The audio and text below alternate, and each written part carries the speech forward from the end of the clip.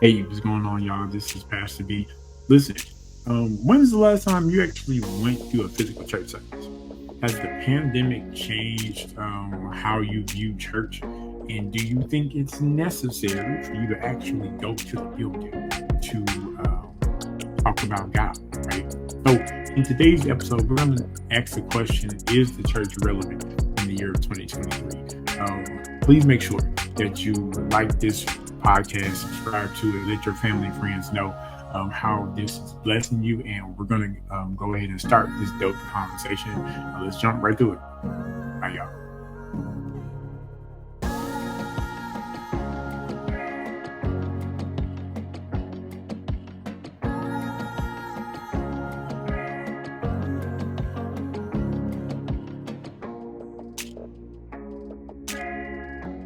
Hello, and welcome to another episode of the Living from Sunday to Sunday podcast. I'm your host, Pastor B. Thank you guys so much for listening and for tuning in today. Um, I believe this is the best 15 minutes of your day. So, your life can change in 15 minutes. So, thank you for watching. Share this with your family and friends. So, we are living in 2023, and we are a few years removed from the height of the pandemic, and a lot of our businesses, a lot of our churches, we had to shift our model for ministry and shift how businesses operated out of safety for our employees and for our church members, for our partners, right? And so what that did was it took a lot of jobs and made them remote. It changed the flow of church services to where they were focused primarily on streaming. And so now that we're a couple of years past its height, um, what changes or what path can we take back to bringing people back into the sanctuary like full time? Like, is the church still relevant? Do we have to come back into the sanctuary in order for us to thrive? Um, because I know that it hasn't been easy for a lot of us. Our routines changed. There was a new normal of instead of us, getting up and getting ready and going to a physical church building, um, you know, we were able to kind of, you know, roll out of bed, right, and just turn on Facebook, turn on YouTube, and just watch our favorite services. And like I mentioned, we have so many options now to where you can choose. Um, a pastor or a preacher in California, in Indiana, in Florida, and you have all of these other options. And so I want to know, how difficult has it been, or have you even attended a physical church service since the pandemic? Right? How hard has it been for you to resume going back to the building?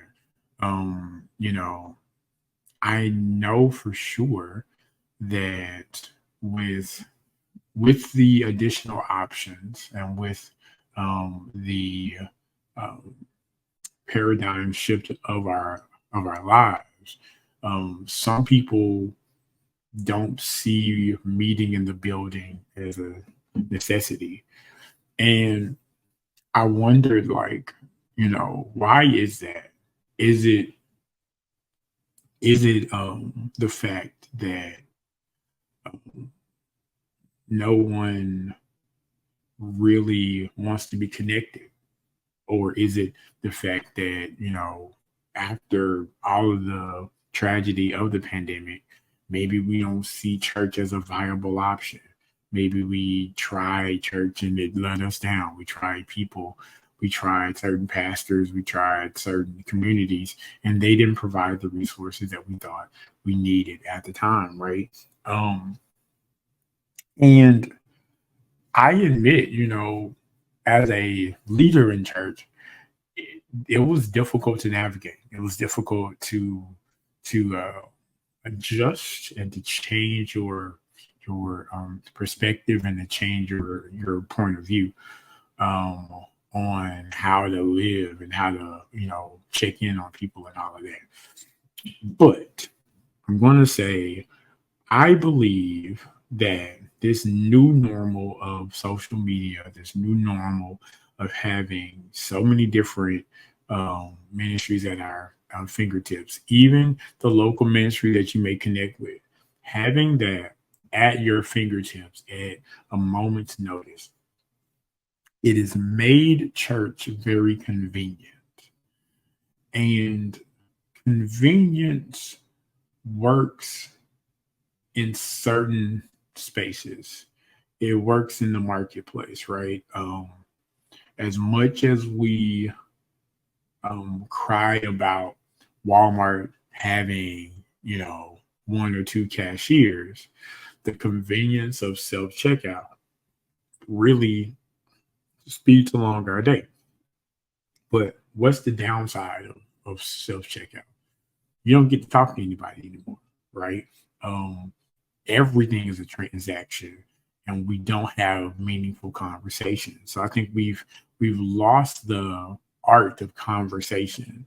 We've lost the importance of having a conversation, and that um, is somewhat birthed out of convenience, right?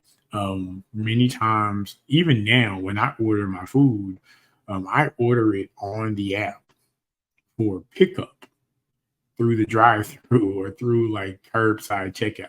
The conversation or interaction with another person has been extremely limited, and then it's by choice that it's a like the automated portion of life is so normal now that I don't even think twice about it.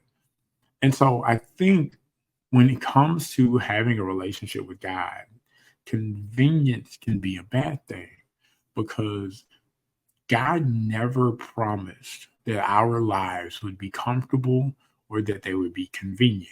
Like there should always be some level of friction. If you call yourself a believer in God, there should always be some level of friction in your life because the friction isn't meant to aggravate you, but it's meant to help us understand that we need God and that we need help, and that there are certain things we can't do on our own. And so the the convenient lifestyle that consumes the marketplace in some cases interferes with our thinking when it comes to church, when it comes to having everything readily available at my fingertips, being able to log in um, and fellowship, not even fellowships, like watch while I'm doing something else or watch. And then once it's done, right? No other contact, no other community, no other um, interactions with my family or church family or church community. And I think that's just dangerous because um, it's possible for us to live this life isolated from the help that God has ordained for us. And that's the whole purpose, I believe, of the church. And there has to be a healthy mix. There has to be a a blending of the two, so that we use ministry or we use the streaming or the social media portion of our ministry as a tool to draw people to Jesus, and then the community aspect is used to grow people, right? Because not all growth can happen over a screen. It just can't happen, right? There's not often a lot of spaces where you can ask questions over streaming. There's not a lot of spaces where you can even kind of challenge what you believe via a a screen, right? Um, Not productive conversations. Let me put it that way, because we've all seen like people make arguments. Keyboard warriors is what I like to call them. They'll argue all day and long over over the internet and online and on Facebook and X, um, but don't really have that same level of courage in your everyday conversation. And so I think it's just something that we have to ask ourselves, man. Have I made my life and my relationship with God too convenient? Am I always looking for the easy way out? The moment trouble comes, do I run? The moment that things get difficult or um, promises that were made aren't kept, do I throw away the entire institution based on one bad experience, right? That is something that subtly the enemy wants us to do. The enemy always wants us to isolate ourselves and also always wants us to disconnect from the community. But as we live, right? I know that church isn't everything, right? The whole point of this podcast is living from Sunday to Sunday, right? Um, how my walk between Sundays is, the most important part of my walk with God, right? But I also know that church in itself and the community that church um, brings is very vital and very necessary to my spiritual health. Because it's having someone who has like experiences, who have similar failures, but we all are holding on to the same hope, right? It encourages our hearts to know that if God kept, my brother or my sister through the, darkest times in their lives, He can surely do that for me. Or if there's some mistakes that they made, they can impart their wisdom and say, "Hey, when you get into this situation, look out for this, look out for that. Don't do this, don't do that." Right? And that is why I believe that we still need the church. You still need the church. If you believe in Jesus, if you believe in God, I believe that you need to be connected to somebody of uh, of believers. A church that teaches the word, a church that encourages families, right? Um, you know, my personal church that I serve at, Greater Everywhere, our motto is that we build families, and so all of what we do is centered around strengthening healthy families, right? So, um, you know, we believe that the family is the backbone of the community. And so if our houses are right, then our communities can be good. And if our communities are right, then our, cities and states and world and, it builds upon that. And, it's difficult to build a community by yourself. It's difficult to strengthen your family with just the people that's in it. Sometimes you need some help. And I believe that's what the church is for. Um, so don't run from the discomfort, right? Don't settle in the convenience of life.